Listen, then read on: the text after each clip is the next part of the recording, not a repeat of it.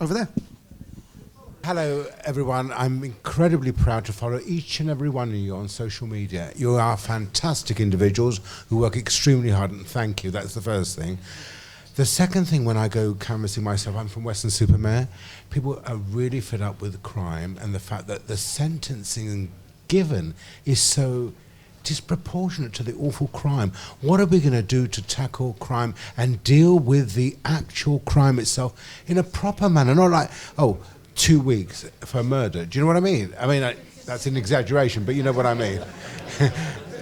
Can you guys help me on this? Thank you.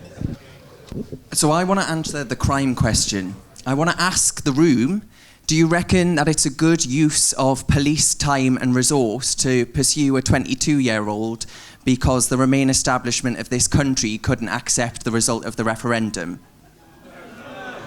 Do you reckon our police force are overstretched and underfunded?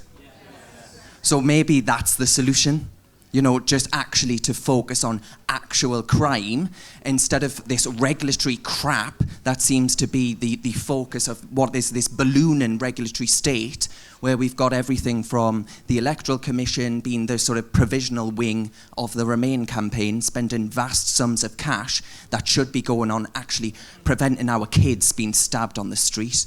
That's where... well, exactly, yeah. Definitely. But I'll let Ross answer that question. I was going to go policing as well. But to say on policing, as I said in opening, in Scotland we've had a Scottish government who have introduced a system which is soft touch, which people do not feel is on their side. They ask the police to do more, but not funding them and supporting them. And people are absolutely sick, fed up of it. And I think, what do we need to do? Two things. Well, one is Priti Patel is absolutely right. We need to terrorise the criminals. That's the right thing to do.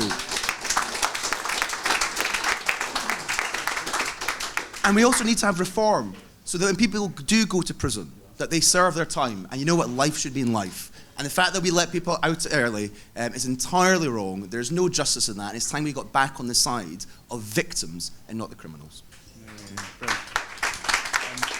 Totally agree, and that's a conversation with Priti Patel last week, where she said, the civil servants come and say, right, there's this person, we're going to let them out, or this is our civil servant suggestion as to what we'll do with them. And her first response is, but what powers do I actually have? And that's why last week it was the first time any Home Secretary had ever used emergency powers to deport a foreign murderer, and exactly the right thing to do and the right approach to take. So I'm quite jolly. I was just going to say, it's a bit like a BBC Question Time, only with a Tory audience.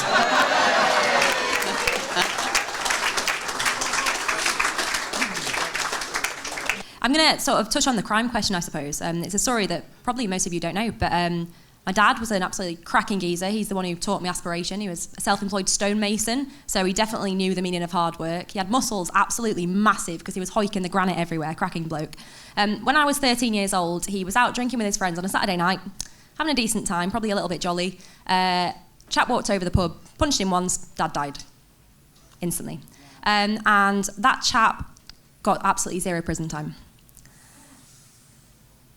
Something's wrong with sentencing, you're absolutely right, and there's something we absolutely must do to address that. So I'm hoping that, provided we do win this election, we get the majority we absolutely deserve.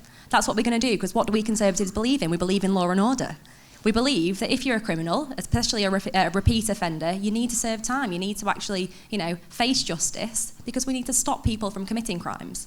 But at the same time, we do need to make sure that these kids that have grown up in really broken households, that they're getting the best possible chance. So we need to make sure we do have some form of restorative justice as well, because, we can't have people growing up in a lifetime of crime. We can't have them going through the prison cycle, getting out, going back in, getting out, going back in. We need to do something as well to re-educate them, make sure they're getting the best possible life as well. Sorry, I brought the mood down a bit there.